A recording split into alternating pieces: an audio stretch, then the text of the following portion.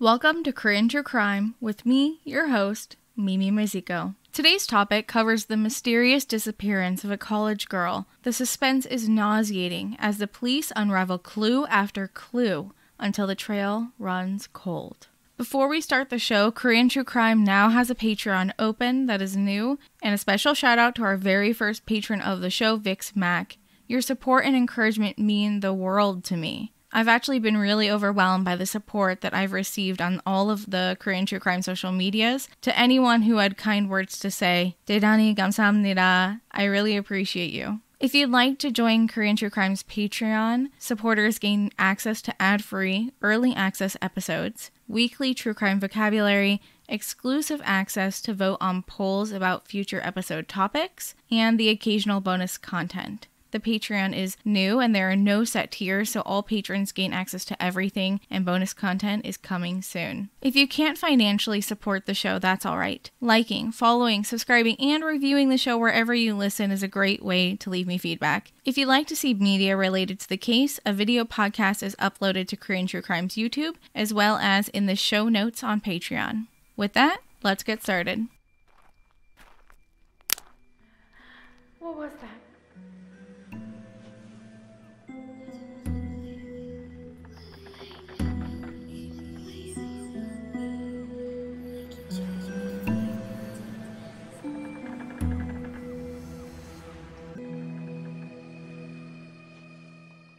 All names used in today's episode are pseudonyms, selected from the common names in South Korea at the time of the victim's birth. Victim names are generally not released in South Korea to give the family privacy. Perpetrator names are not released until after they are found guilty. In this instance, the victim's name was leaked by classmates, but to protect the family's privacy and respect the victim, I will not be using her real name. Our case begins in 2004 in Hwaseong, a district within Gyeonggi-do. Gyeonggi-do is the most populated province in South Korea. It includes Seoul and the areas surrounding Seoul. A lot of the cases that I cover in Korea occur in Gyeonggi-do just because of the massive population. Of the 51 million people that live in South Korea, half of them live in Gyeonggi-do. 10 million of those people live just in Seoul alone. If you've never visited South Korea, Seoul is just a little bit smaller than New York City, but has double the population density. There are going to be a lot of locations mentioned in today's episode, and if you're like me and have a tough time visualizing maps in your head, this may be rough, so I'll do my best to describe locations in relation to one another. On the morning of October 27, 2004, a 20-year-old college student named Eunji was leaving her Chinese class after taking a midterm at Gyeonggi University. She was a sophomore in college studying tourism, and she had just returned from studying abroad in China for 6 months. Eunji was the eldest daughter with 2 younger brothers that she helped care for. When she was in high school, she had been her class's student president, but she always preferred spending time with her little brothers and her family over club activities. Her friends remembered her as, quote, a student that was so smart,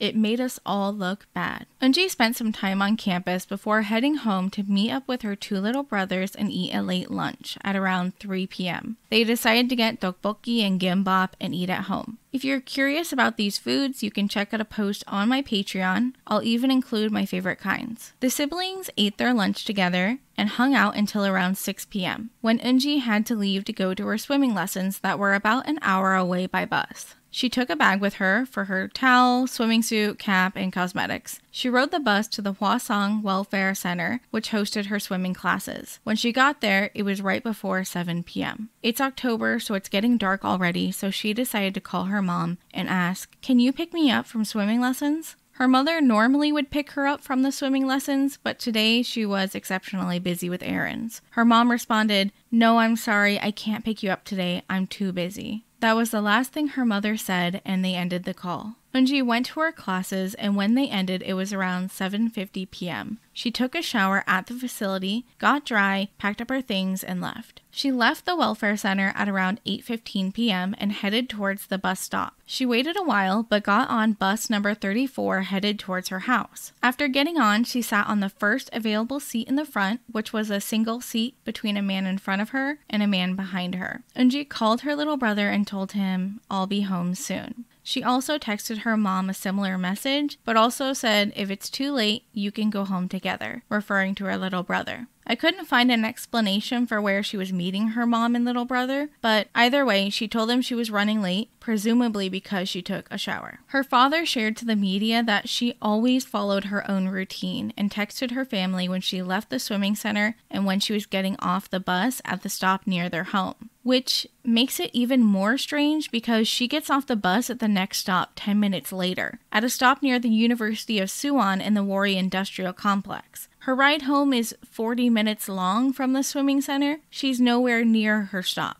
She was actually still more than 2 kilometers away from her house, but the bus took the long way around that made the trip last longer. From what can be seen on the bus's CCTV footage, you can see her stand to get off the bus with a few other people, including the man who is sitting directly behind her. She gets off at 8:35 p.m. The camera only shows the front doors and the first 3 rows of the bus. She was sitting in the 3rd row, so when she gets off the bus, you can see her through the windows and you can see she heads to the left, back into the view of the camera. And the man who also got off is a few paces behind her, but they're not walking as if they're together. They do walk in the same direction out of the scope of the camera as the bus continues its route. This bus stop is just outside of the University of Suwon. It's a really nice downtown area for students to hang out. Eunji had been here before with her friends and with her family, so she knew the area fairly well. This particular stop has an unofficial area for taxis that linger waiting for customers, so while we can't know what Eunji was thinking, she may have decided to get a taxi to avoid the cold or to make her trip faster. If she had gotten off the bus here, somewhere she knew there were taxis, it would have been a 5 to 10 minute taxi ride to her house, which would make the trip considerably shorter. She could have done this to potentially get home on time since she had texted her mother that she was late to something. Unfortunately, we won't really know why Eunji got off the bus early. She typically would leave the swimming center 8 p.m. and get home a little bit before 9 p.m. Eunji's mom had called her phone at 9:05 p.m. when she hadn't heard from her. It isn't too long after when she's normally home, but she wasn't responding to texts her mom had sent her. When she called Eunji, the call went straight to voicemail, either because the phone was dead or the phone was turned off. Her mother assumed that her phone had died. Her family was a little bit annoyed, but also pretty worried because she wouldn't go somewhere without telling them. Her mom waited 2 hours, and at 11 p.m., she decided it was time to contact the police. On the call to the police, Eunji's mom said, "My daughter, who went to swimming classes at 7 p.m., hasn't come back yet. She told us at 8:25 that she was coming home, and at 9:05 I called her myself, but the phone says the power is off. Please help us find my daughter. This isn't like her." An officer arrived to their house and they filed a missing persons report. The officer and his partner searched the neighborhood and the entire walk to the bus stop for her, but they ended up concluding their search a few hours later at 3 p.m. when they couldn't find her.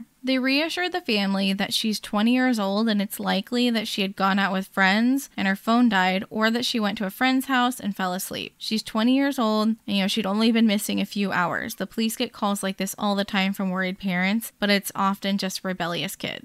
They told the family to call them in the morning if they had heard from her or if she showed up, but that they'd continue searching for her the next day. Of course, Eunji's parents couldn't sleep knowing that she was missing. They spent all night searching for her, contacting friends and teachers. Nobody had seen her after she left the swimming center. At this point, her parents don't even know that she got off the bus early, so they had no clue where she was. After an exhausting evening, the next morning, October 28, 2004, at 7:30 a.m., Eunji's parents continued to call her phone over and over until finally someone answered. Her dad frantically called out on the phone, Eunji, where are you?" A man on the other line said, "I'm a local newspaper delivery man. I found this phone on the ground next to a coffee vending machine near Hwaseong University. Are you the owner?" The man on the line was indeed a newspaper delivery man named Mr. Kim. He had found Eunji's phone on the ground while out for delivery at 5 a.m. that morning. He had waited until the end of his route to try and find the phone's owner. He discovered that the phone wasn't dead, but manually turned off. So when he turned it back on, he immediately got the parents' call. The police arrived with the family to search the area and talk to the delivery man. He had found the phone with no damage, no scratches, lying as if placed carefully on the ground below this coffee vending machine. The police questioned Mr. Kim, but he had a solid alibi for the evening prior. The location of the discovery of the phone was not covered by CCTV, and nobody suspicious had been seen in the area. They had to work under the presumption that it was possible Eunji had run away from home. That day, they'd gotten a hold of the CCTV footage of her leaving the bus early and walking off seemingly without duress. She could have just discarded her phone so that nobody could track her. They didn't have much to work with, but the phone was found near Hwaseong University, which is 4 kilometers away from the swimming center, in the opposite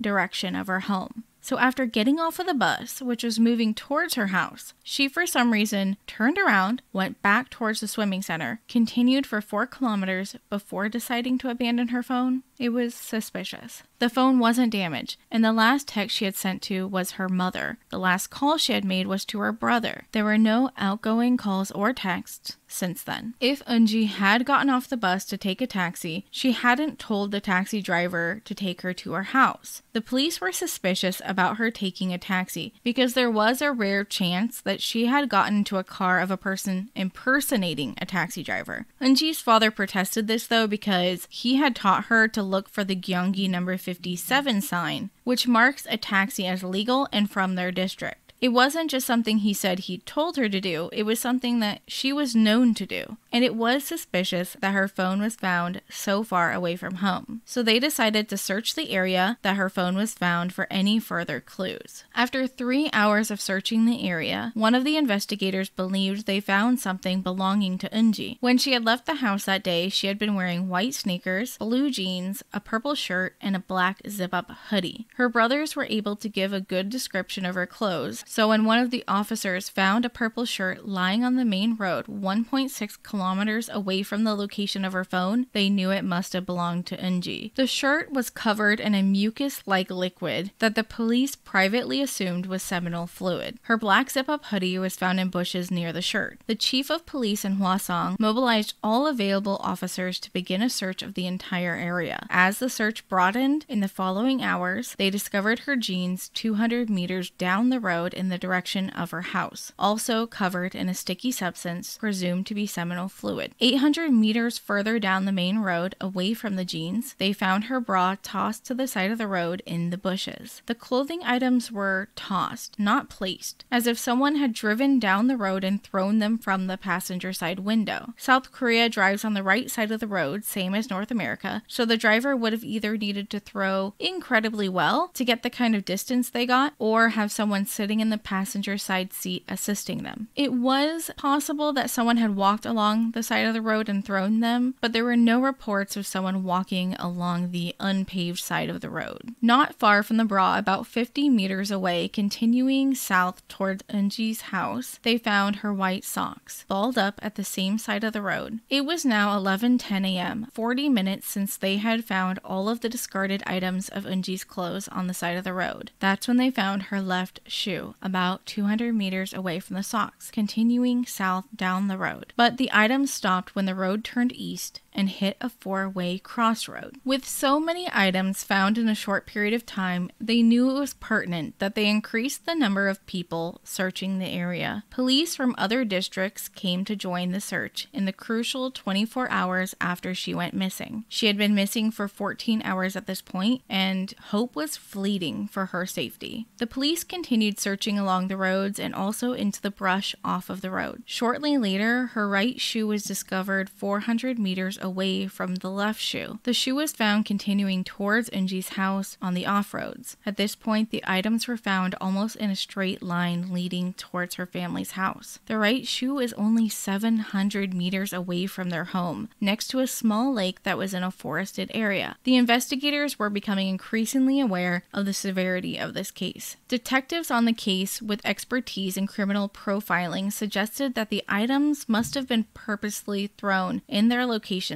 as a trail towards their house to either mock the family or the police. They believed that the perpetrator of the kidnapping was trying to communicate, "Do you really think you can catch me?" 5 hours passed since the discovery of the cell phone. Eunji's white undershirt and her cosmetic bag were discovered at 4 p.m. 19 hours had passed since she was expected to be home. Whoever placed these items did it very quickly after kidnapping her, and the police feared that she was already dead. As time went on, on, the search continued to grow and volunteers joined the search. Flyers were distributed citywide with Eunji's face and a number to report any information. They used a recent picture of her with long black hair, short bangs, standing in front of the city's landscape. At the top of the flyer was a reward for any information that led to the police finding her. The reward was for 1,000,000 won, or 10 million won, which is roughly $9,000. The chief of police led a meeting each morning of the investigation to update the detectives and the public about the case. He made a public statement every day to update the public about what was happening in the investigation. 3 days later, on October 31st, 2004, at 12:30 p.m., the ground search revealed another item belonging to Eunji. Her swimming cap and goggles were found in the brush alongside a small road leading to the lake near her family's house. 3 hours later, they would find her gym bag and swimsuit on that same back road. Days had passed, and they hadn't found any new items that belonged to her, and her parents believed this to be all of the clothing and belongings that she had on her the day she left. The articles of clothing and items were given to the National Forensic Service to test for any substances or DNA that could bring them closer to finding out where she was. The liquid that was present on her clothes was tested for DNA, but the mucus that was left on her shirt was determined not to be human, but from a plant called clamgrass that grows in dark, damp places, like the shade of a forest. There were forests in the area of the lake that the last of her belongings were found, as well as mountains to the west. But clamgrass doesn't grow very tall. It's a very short type of grass that would have been below Eunji's knees. She didn't get the grass stains from walking. She would have needed to have been dragged or have fallen down on the grass. The search continued on the mountainous areas throughout the district, but nothing further was found that could have shown where she was when she got the grass stains on her shirt. During the days following the discovery of Eunji's belongings, police were able to find eyewitnesses who had seen Eunji the day of her disappearance. However, you'll see why this just complicated the investigation. None of the other passengers on the bus could provide any information about Eunji, because none could recall seeing her or where she had gone after she got off the bus. A man named Mr. Sun, who owned a small store across the street from the bus stop, had known her face because her family purchased fruit at his store occasionally. He didn't know her name, but he'd seen her a few times before, enough to recognize the picture of her. When the police questioned him about that night, he couldn't remember if he had seen her or not. He was sure that she hadn't stopped by the store, but he recalled seeing a girl that looked similar to her that evening outside. He didn't recognize the girl as Eunji or the customer he'd seen before, but he said he did see a young woman sitting on a concrete pedestal next to the bus stop, legs crossed with one leg swinging. He said this was sometime between 8:40 p.m. and 9 p.m. He recalled a car stopped by the bus stop that looked like a Daewoo Espero or a Kia Sepia, but he couldn't be sure. It didn't stand out as odd to him, just normal business of the downtown area. Another witness came forward who was in the area at the same time. A man who was driving with his friends recalled seeing a woman with long dark hair waiting for a taxi next to the bus stop. He put the time between 8:55 and 9:15 p.m. He then saw an RV pull up to the curb alongside the taxi's waiting area. These eyewitness testimonies don't contradict each other, but they don't bring the police any closer to finding Eunji's location. Did she get in a taxi, a stranger's car, or was she abducted by a person in an RV? There is a lot more investigative work to do. The investigation team was desperate, and the police department was open to any and all methods to find out where Eunji was. Missing person cases like this didn't happen often, and they were desperate to solve it quickly. This case had taken the entire nation's attention. It had been 9 days since she went missing, and they hadn't found anything new that led them to finding her location. On November 5th, the police department, alongside the National Forensic Service, conducted a hypnosis interview on a woman who got off the bus with Eunji and on the bus driver. Neither of the interviews produced anything beneficial to the case. The police began searching for the owners of cars and RVs that matched the descriptions that people had seen around that time. However, Eunji's parents were still adamant she would not get into a stranger's car. She must have taken a taxi, and the taxi driver must have kidnapped her. It was at this time that the mucus found on her jeans was done being tested for evidence. Her jeans did contain stains from the clam grass. They also had seminal fluid. The sample was tested against the National Criminal Database, as well as employees and students at the swimming center. When no matches were found, they broadened the search to over